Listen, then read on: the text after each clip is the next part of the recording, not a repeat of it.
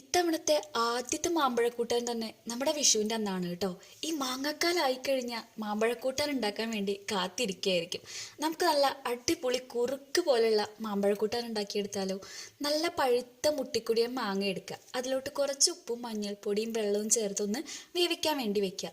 അത് നന്നായിട്ട് വെന്ത് വരുമ്പോൾ അതിലോട്ട് മധുരം നിങ്ങൾക്ക് വേണമെങ്കിൽ ഒരു രണ്ടച്ച് ശർക്കര ഇട്ട് കൊടുക്കുക.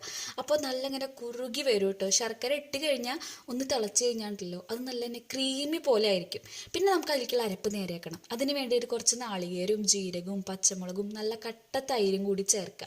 എന്നിട്ട് നമ്മുടെ വെന്ത് കുറുകിയിരിക്കുന്ന മാമ്പഴത്തിലോട്ട് ആ അരപ്പങ്ങ് ചേർത്ത് കൊടുക്കുക.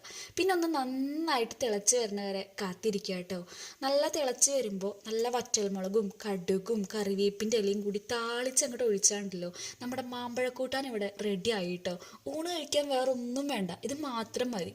അതും വിഷുവിൻ്റെ അന്നായപ്പോൾ പിന്നെ പറയും വേണ്ട. നല്ല സന്തോഷമാണ് കേട്ടോ. അപ്പം നിങ്ങളും മാമ്പഴക്കൂട്ടാൻ ഒന്ന് ട്രൈ ചെയ്ത് നോക്കിയിട്ട് നിങ്ങളുടെ അഭിപ്രായം പറയും. നിങ്ങൾക്ക് മാമ്പഴക്കൂട്ടാൻ ഇഷ്ടമാണെങ്കിലും കമൻറ്റ് ചെയ്യാൻ മറക്കരുത് കേട്ടോ.